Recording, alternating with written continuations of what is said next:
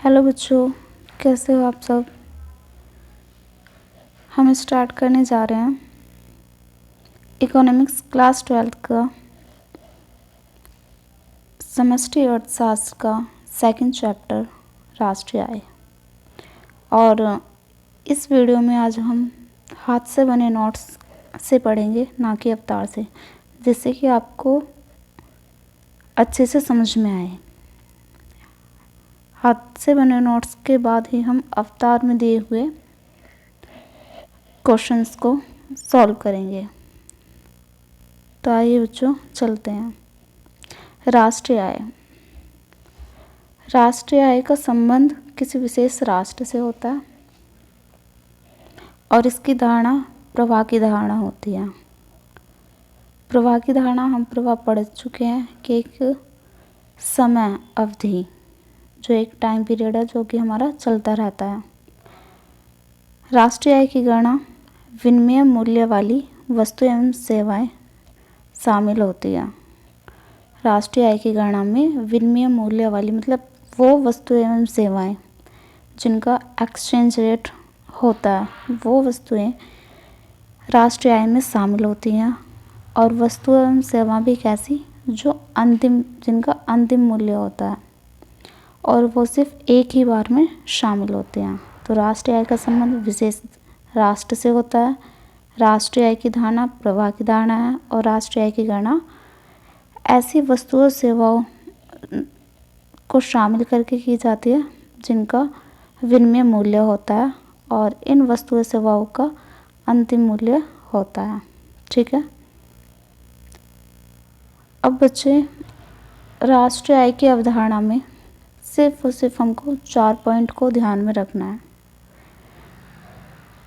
जिनके ऊपर पूरी राष्ट्रीय आय हम ज्ञात करते हैं। तो राष्ट्रीय आय की अवधारणा में जीडीपी, जीएनपी, एनडीपी, एनएनपी और इनकी फुल फॉर्म को हम समझते हैं। ठीक है। GDP MP, gross domestic product at market price, बाजार मूल्य पर सकल घरेलू उत्पाद। जीएनपी एट मार्केट प्राइस, बाजार मूल्य पर सकल राष्ट्रीय उत्पाद। एनडीपी एट मार्केट प्राइस, बाजार मूल्य पर शुद्ध घरेलू उत्पाद। एनएनपी एट मार्केट प्राइस, बाजार मूल्य पर शुद्ध राष्ट्रीय उत्पाद। बच्चों, आपको देखने में चारों एक से लग रहे होंगे, लेकिन चारों सेम नहीं है।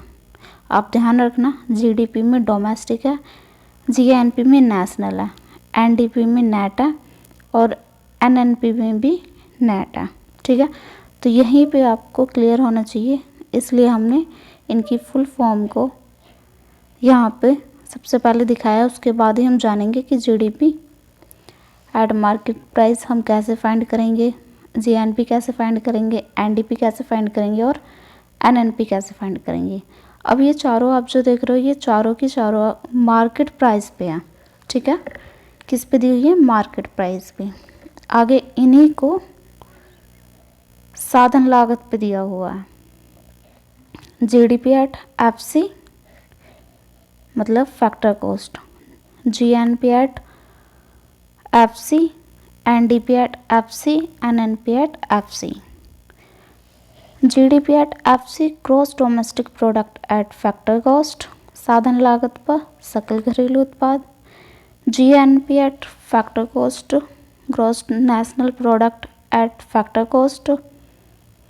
GDP at factor cost net domestic product at factor cost, साधन लागत पर शुद्ध घरेलू उत्पाद। और NNP at FC net national product at factor cost. तो बच्चे, हमने देखा कि जीडीपी, जीएनपी, एनडीपी और एनएनपी इन चारों को ही मार्केट प्राइस पे दिया हुआ है और साधन लागत पे दिया गया है। ठीक है।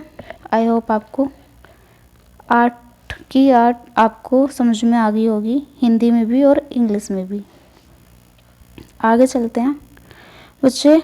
राष्ट्रीय आय जानने से पहले हम कुछ वर्ड्स हैं उनको जान लेते हैं जिसको राष्ट्रीय आय में शामिल किया जाता है। ठीक है। उनका मीनिंग क्या होता है? जैसे NFIA, NFIA net factor income from abroad. Hindi में बोलेंगे विदेशों से प्राप्त शुद्ध साधन आय, विदेशों से प्राप्त शुद्ध साधन आय, या फिर नेट एक्सपोर्ट भी बोलते हैं इसको, जिसको फाइंड करने के लिए एक्सपोर्ट में से माइनस करना पड़ता है इंपोर्ट को। इसके लिए शॉर्ट में हम यूज़ करते हैं एक्स माइनस एम। ठीक है, तो इसके घटक कौन कौन से हैं? विदेशों से प्राप्त शुद्ध साधन आय कहाँ कहाँ से प्राप्त होती है? जैसे कर्मचारियों की शुद्ध क्षतिपूर्ति, संपत्ति एवं उद्यमिता से प्राप्त शुद्ध आय, और विदेशों में निवासी कंपनियों द्वारा शुद्ध प्रतिधारित आय। ठीक है, NFIA को फाइंड करने का सूत्र कौन सा, फॉर्मूला क्या होता है? तो ये होता है सामान्य निवासी द्वारा विदेशों से प्राप्त साधन आय में से जब आप माइनस करते हो घरेलू सीमा में गैर निवासी द्वारा प्राप्त साधन आय को। ऐसा समझो कि सामान्य निवासी द्वारा, हमारे देश के निवासी द्वारा विदेशों में जाके कार्य करने पर जो भी उनको और लागत कार्य करने की आय प्राप्त होती है, ठीक है, वो किस पे? साधन लागत पर। उसी प्रकार से जब आप उसमें से माइनस करोगे विदेशियों द्वारा, गैर निवासी मतलब हमारे देश के नहीं, विदेशियों द्वारा हमारे देश में, हमारे देश की सीमा के अंदर आकर कार्य करने के बाद उनको जो आय प्रदान की जाती है, जब हम उसको माइनस करेंगे तो हमारा NFIA निकल के आ जाएगा। इसका एक फॉर्मूला और दिया हुआ है, विदेशों से अर्जित आय में से जो आप माइनस करते हो विदेशी साधनों द्वारा भारत में कमाई गई आय का शुद्ध अंतर। क्लियर? दोनों में से आप कोई भी फॉर्मूला यूज कर सकते हो, जो भी आपको ठीक लगे। फॉरेन पर्सन द्वारा इंडिया में आकर अर्निंग करना और इंडियन द्वारा फॉरेन में जाकर अर्न करना, दोनों का डिफरेंस जब निकालेंगे तो हमारा NFIA निकल कर आ जाएगा। आगे दिया हुआ बच्चे मूल्यह्रास। मूल्यह्रास जिसको इंग्लिश में बोलते हैं डेप्रिसिएशन। डेप्रिसिएशन क्या होता है? उसके घटक है जैसे कि सामान्य टूट फूट पर जो खर्चा होता है, या फिर मशीनों के अप्रचलन हो जाने पर जो खर्चा होता है, व्यय होते हैं, या फिर मशीनों से यंत्रों की आकस्मिक क्षति मतलब लॉस, हानि। ठीक है, तो ये मूल्यह्रास के अंतर्गत आते हैं। आगे बच्चों देखो, समझने के लिए दिया हुआ है कि इसमें ग्रॉस होता है, एक होता है नेट, जैसे कि GDP, तो ग्रॉस डोमेस्टिक प्रोडक्ट, और वैसे ही एक होता है GNP, ग्रॉस नेशनल प्रोडक्ट। तो जब हमको ग्रॉस से नेट पे जाना होता है तो हम डेप्रिसिएशन को माइनस कर देते हैं, और जब हमको नेट से डोमेस्टिक पे जाना होता है तो हम डेप्रिसिएशन को प्लस कर देते हैं। ठीक इसी प्रकार से डोमेस्टिक से जब हमको नेशनल पे जाना होता है तो हम NFI को प्लस कर देते हैं, और जब हमको नेशनल से डोमेस्टिक पे जाना होता है तो हम NFI को माइनस कर देते हैं। NFIA हमने अभी पढ़ा था, विदेशों से प्राप्त शुद्ध साधन आय।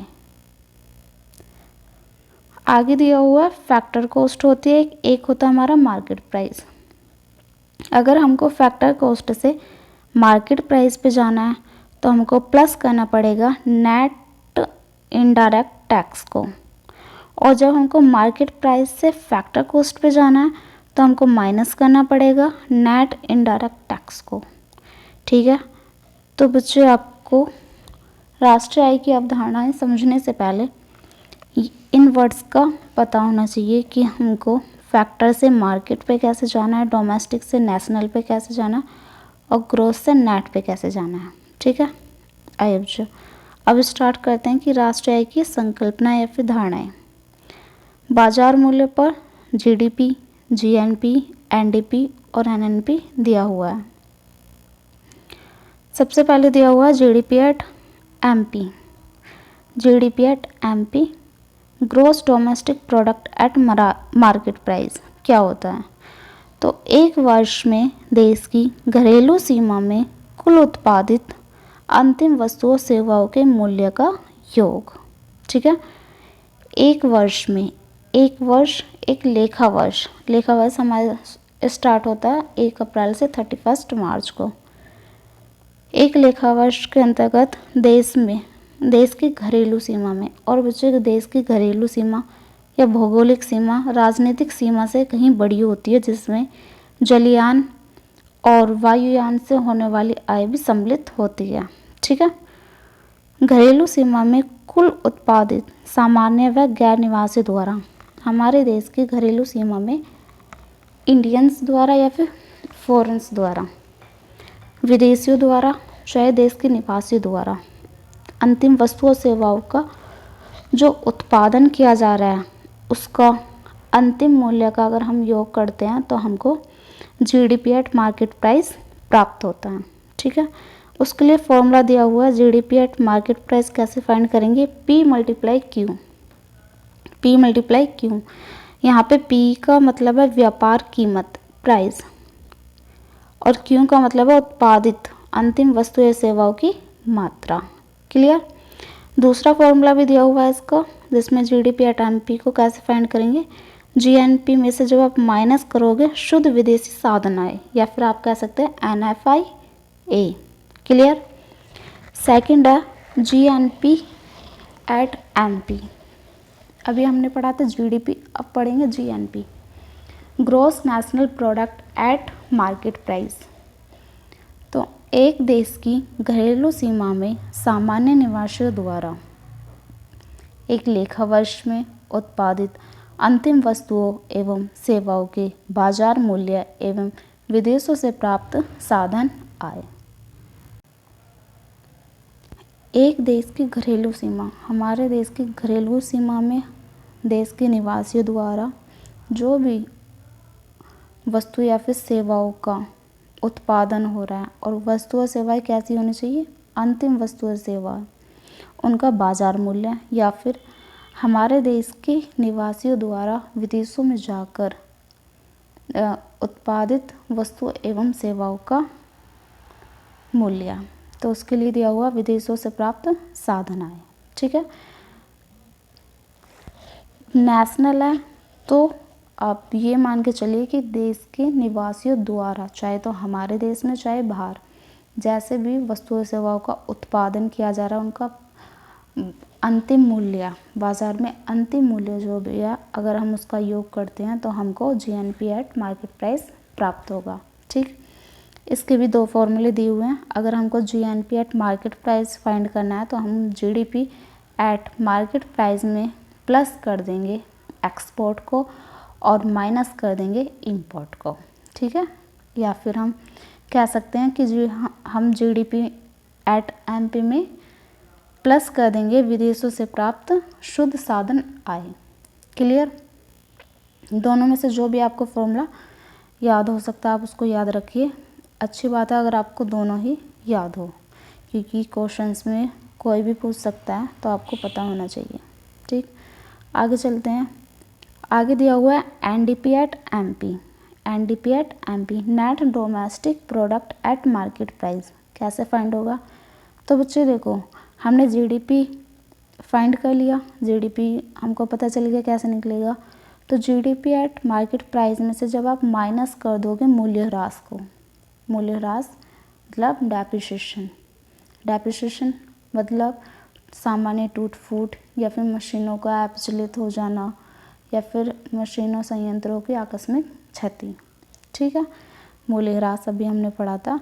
तो एनडीपी एट मार्केट प्राइस अगर आपको फाइंड करना है तो आप जीडीपी एट मार्केट प्राइस में से माइनस कर सकते हो मूल्यह्रास को। क्लियर। आगे दिया हुआ एनएनपी एट एमपी, मतलब net national product at market price. ये कैसे फाइंड होगा, जब आप gross national product at market price में से माइनस कर दोगे किसको, मूल्यह्रास को। क्लियर।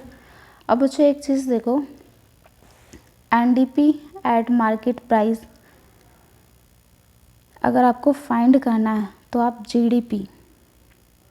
जीडीपी में से माइनस कर रहे हो मूल्यह्रास को। तो आप क्या कर रहे हो, आप नेट को फाइंड कर रहे हो तो आप क्या कर रहे हो, ग्रॉस में से माइनस कर रहे हो डेप्रिसिएशन को। हमने यही पढ़ा कि जब आप ग्रॉस में से माइनस करते हो डेप को तो आपको नेट प्राप्त होता है। क्लियर। आगे दिया हुआ है साधन लागत पर जीडीपी, जीएनपी, एनडीपी और एनएनपी। अभी हमने पढ़ा बाजार मूल्य पर जीडीपी, जीएनपी, एनडीपी और एनएनपी। बाजार मूल्य पर उत्पादित अंतिम वस्तु और सेवाओं का मूल्य। ठीक। अब हम साधन लागत पर। एक बात और बच्चे, दोनों में डिफरेंस क्या होता है? दोनों में डिफरेंस होता है कि बाजार में कोई भी वस्तु अगर उत्पादित होकर आ रही है तो उसमें टैक्स इंक्लूड होता है हमारा। ठीक है। तो जितने मूल्य पर जो भी उसकी लागत है, साधन लागत मतलब जितने भी साधन लगा के वो वस्तु तैयार हुई है वो उसकी साधन लागत होगी, लेकिन जब उसको बेचा जाएगा तो उसमें आपका टैक्स भी इंक्लूड होता है। तो दोनों अलग चीज़ें हैं, ये आपको पता होना चाहिए। अब देखो, अगर आपको एनडीपी एट एफसी निकालना है, FC factor cost, net domestic product at factor cost निकालना है, तो आपने एनडीपी एट एमपी निकाला था। जब आप उसमें से लेस कर दोगे किसको, अप्रत्यक्ष कर, अप्रत्यक्ष कर नेट इनडायरेक्ट टैक्स को जब आप माइनस कर दोगे और प्लस करोगे आर्थिक सहायता, आर्थिक सहायता मतलब सब्सिडी को, तो आपका एनडीपी एट एफसी निकल के आ जाएगा। क्लियर।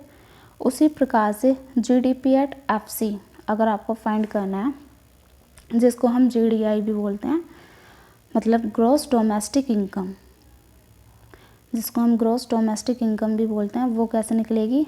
आपको एनडीपी एट एफसी निकालना आ गया, अगर आप उसमें प्लस कर देते हो मूल्य ह्रास को, डेप्रिसिएशन को, तो आपका जीडीआई या फिर जीडीपी एट एफसी निकल के आ जाएगा।